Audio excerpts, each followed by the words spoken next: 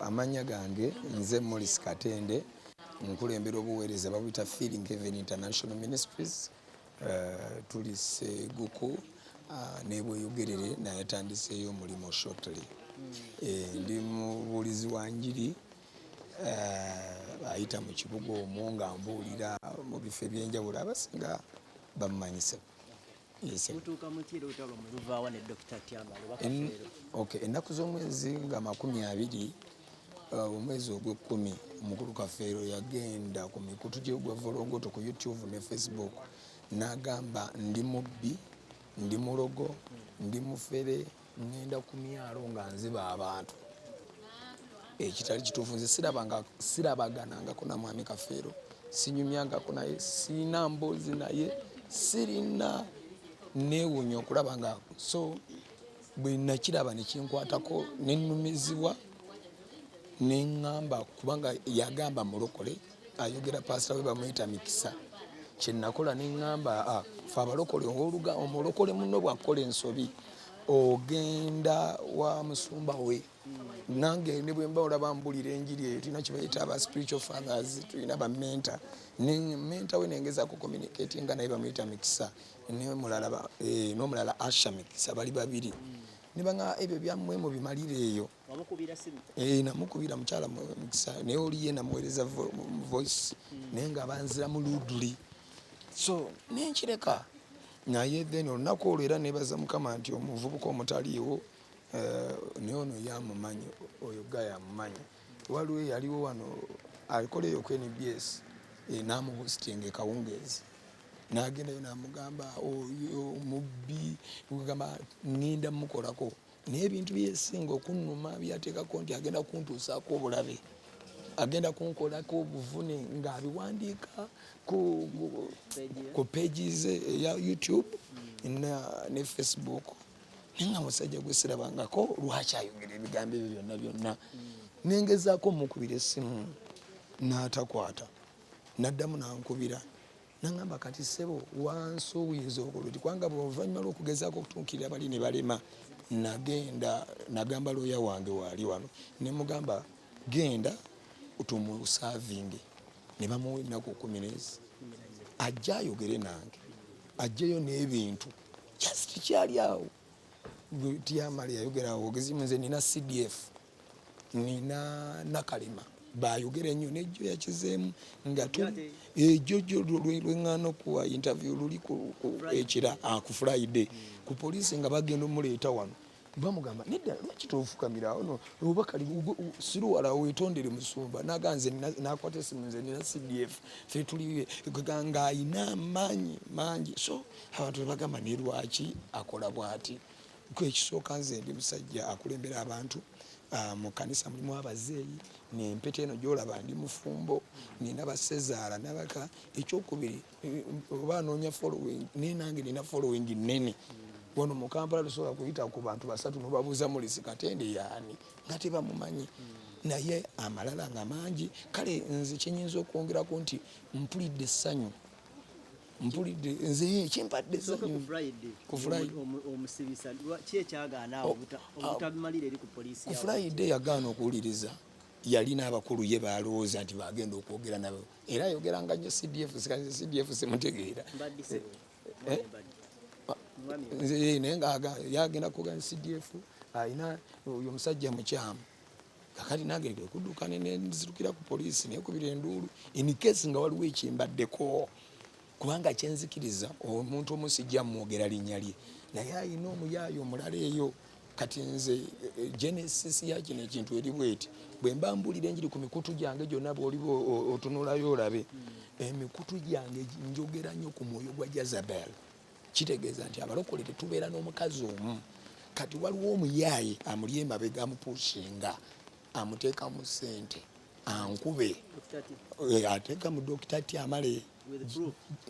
Saagala kwogera mannya g'abantu kubanga omusango guli mu kkooti nebwe kinaba kyetaagisa naye ekyo njagadde kulaga Genesis gyevudde kubanga era bw'aba owulira vidiyo ze ng'azogera amwogera gwe genda owulirize ku Volongoto amwogera ne gundi yamukola bw'ati naye ng'oyo ye agamba lwaki akasajja because nze nina embulira gye mbuliramu enjiri ya njawulo. Lwaki bw'obateeka mu kamera? no sirina benteeka mu kamera ekyo Katonda buli mulokole buli muntu bwerokoka abaweereza Katonda yabawa ekyenjawulo. Osanga omusumba omulala wa deliverance, osanga omulala ng'atambuza balema, osanga omulala nga naye ate nze yampa kwogera mazima. Nkusanga ndika kalaamu wala gigwonywa mu kyamu agenda kulwaza ate ogende mu geyeena kati nenziramu wanenga kubanga batya okitegeera ekyokulya kibeere ekyokulabirako eri abalala n'ekyokuyiga eri abantu abalala. Ababuulizi bengi tuli bantu babuvunaanyizibwa. Toyinza kuva eri n'otandika kulumba muntu n'amalala mumubuulirire tewali nze kyemwetaagako wabula akakkana amanye limiti ye. Era namuntu emba nina ensobi jangu ngamba ababuulizi bengi tubavunaanyizibwa abo bennyini bakola pulogulaamu ne waliyo n'abantu abalala bo lwakuba baali bazeeyine nembalika nga bawandiise mu mawulire batugobe mu kibuga naye nga bapointinga mu nze kati bwe bagenda mu kesise abasiraamu kani imagine ne bagamba musumba labanga balokole bano kibakoze bwe kiti kati ebintu bibingingi bibize bitambula kati ne balemu ekyo bwe bakiremwa ne bagamba kati katumuteereko omuyaaya akole ki amuvume kati neŋŋamba no kati yekamukwa era abadde alina amaanyi mangi nnyo naye personally naffe tulina bye tumanyi. Kati okusinziira ku kooti kyekutuusizzaako leero obuulire bulyoke mpulira essanyu newankwadde omuntu igenda kudda nga 18. Obadde oyagala ki gwe mu byonna? Kale nze mbadde njagala kale amaleko omwaka munda kati era singa wabaddewo kyansi y'okuwaayo miliyoni nga 10 nziwe omulamuzi nga kisoboka bamwongereyo ekyo kibadde kijja kunkolera bulungi. Kyekiganye tezibaddewo sente wangi tezibaddewo sente no siweereddwa mukisa wano obadde mu kaguli tukuleseyo nga owanika omukono ng'olaga tobitegedde kiki wadde totegedde mbadde omanyi nze bukyangambirawo sibeerangako mu kooti kati ndimubuuza ate oluzungu lwange si lulungi nnyo abadde baluddamu naye nga boogera mpola okitegeera kakati kyekyo eddooza kyekyo kyenyinza okwogera kyembadde njagala banziriremu naye baŋŋambye 18 tukomewo wano. Ekinaana kino nalabye nga watambulako biri bya kooti sizizo eza medicals watulanga nga olina emiggo bakuba wali ne sikaani zo ziri zitya ebyo byonna weebiri zikuddizibwa omusawo guwedde sisobola kudetermininga because the guy is arrogant and indisciplined. Kakati gwe wennyini kakalaamu wanyiiza naye bonna etondedde enkomyewo kuba mbadde ngenda kusiba ge mazima ga kakalaamu naye bw'oŋŋambye nti musumba wazisole nkuzeemu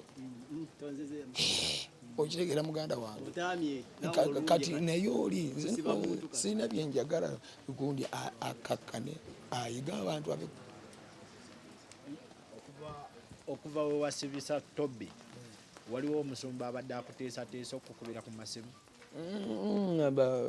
sinaba kubafuna nnyo just nti mbajjako bujja ankubira yegwe mulisindi namugamba ndi wano jangu wano naye nga tebannantiisatiisa kiri awo kubanga nange sitiisikatiisika era bw'olina okwogera baani anti ebya kooti mazima bagamba nti wagambye kakalaamu mubbi nti eyabbyewa togamba bali bagamba gamba nti nga nze kakalaamu nkugoberedde ebbanga nakulabako kino kati gyegyo emisango gya gundi gya Tobi gye tumuvunaana ate naawe byoyagala oyingira mu kati togamba mbu bagamba kwaga olengera nono omuvubuka owa kamera waliwo batamwagala okitegedde tosobola kubanga waddamu n'owasa n'envumirira abakazi ababiri n'olwano tajja kunjagala enjiri gye tubuulira kufaana kona ate ngenda buulira enjiri nnyo n'okusingawo nnyo tewali kuddamu kuwasa abakazi babiri ekyo kibalume kubanga kyekigambo kya Katonda. Ekyokubiri I'm ready even to lose life oba okubuulira njiri kasita manyi gyendaga naye baddira buli muntu abuulira amazima ne bamuggalira buli abuulire amazima kawuvayo n'ogaba nange obwenzi obubbi nga bamusiba nga babaggalira era ogenda okulaba ababuulizi b'enjiri kyobala kati mu kibuga kyayonooneka obasanga bataddewo ebibbo bataddewo amazzi kati nze nenzija nga mbagamba teweetaaga amazzi teweetaaga mafuta teweetaaga muceere weetaaga Yesu yekka ge mazima agatuwalanya naye ekyo si kipya kiri mu Bayibuli naye njagadde ku disciplininga kubanga si nze nzeka gwavumye abalala sijja boogerako. Omwami ono ye mukulu wa wa Dr. T. Nye bwabeera mukulu wenzi mwewunya n'omwewunya omanyi onenya omwana noga ati ne yo yamuzaala kati ngaffe mu bulokole waliwo bayinza okugamba ogenda kuwasaawa tekisoboka singa yali mukkiriza si bakkiriza kale kankikubuulire Dr. T Amale talokokanga nako